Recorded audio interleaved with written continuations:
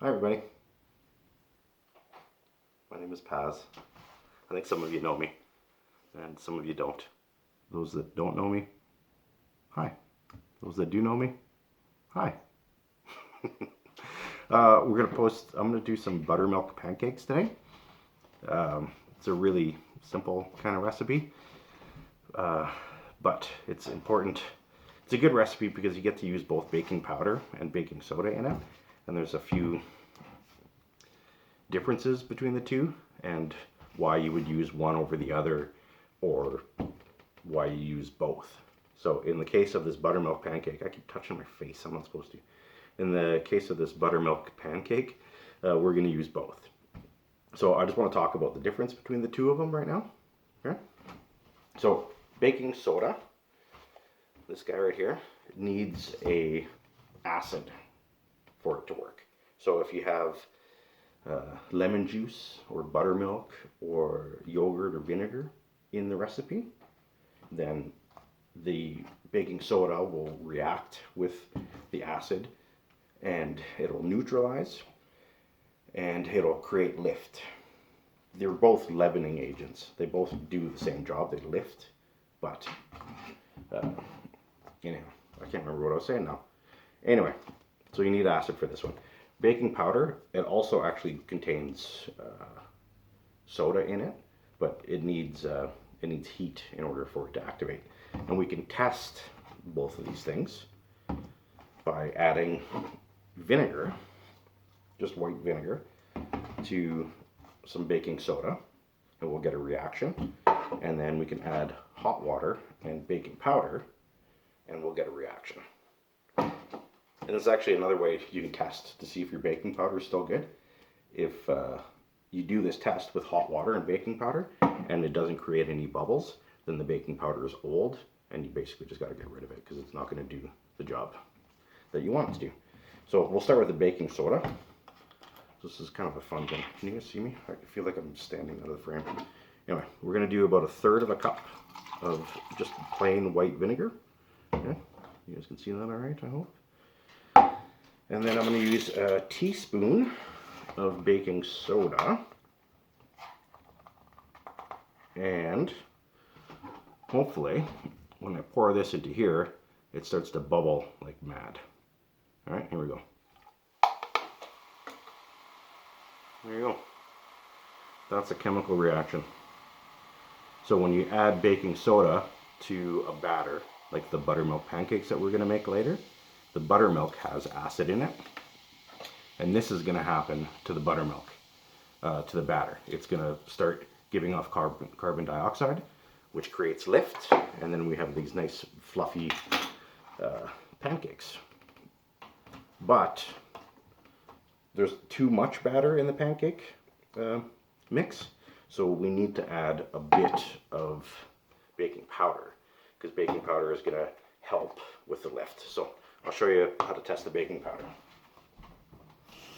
Hot water. Pretty exciting.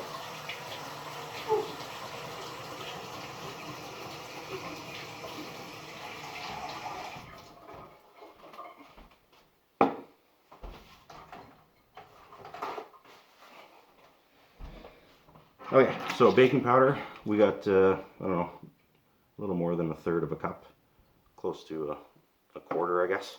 Doesn't really matter.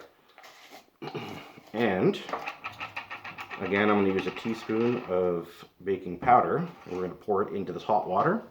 And if the baking powder is good, it'll also cause a reaction. Here it goes.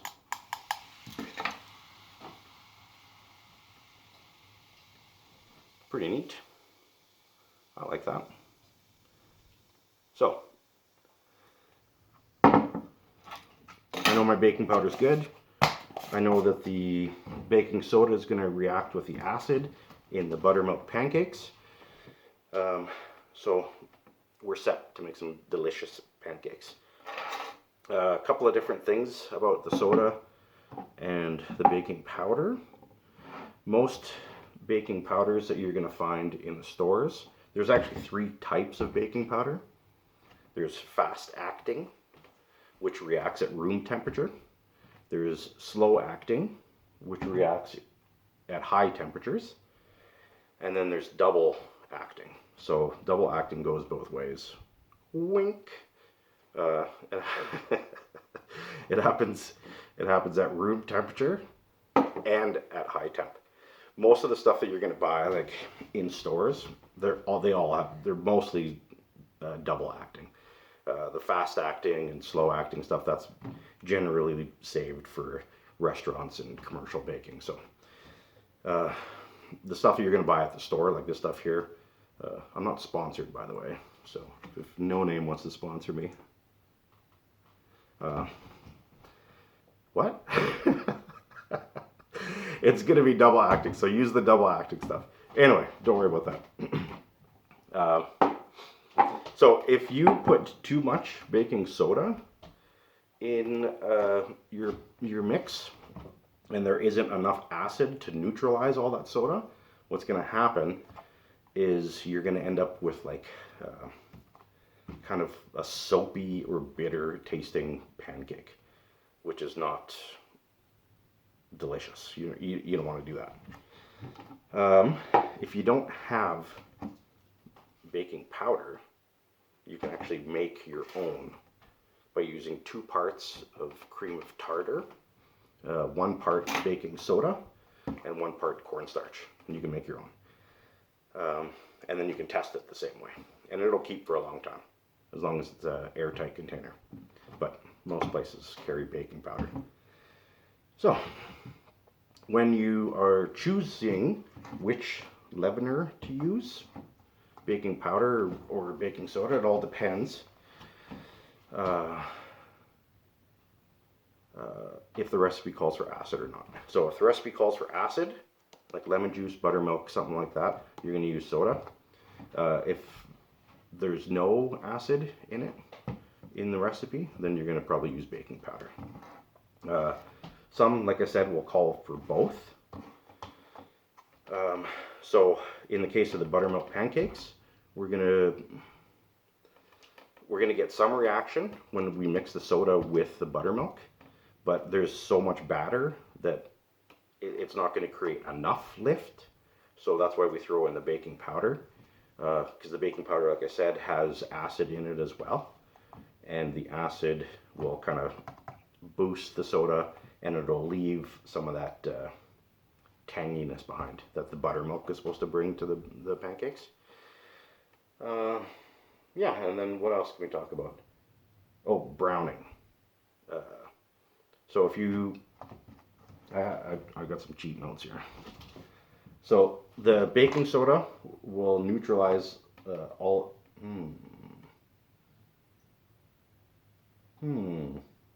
Oh, sorry. So if you add too much, if there's too much acid, it'll inhibit the amount of browning that you're going to get. So rather than having a nice like golden brown pancake, it'll be kind of pale, and nobody likes pale pancakes.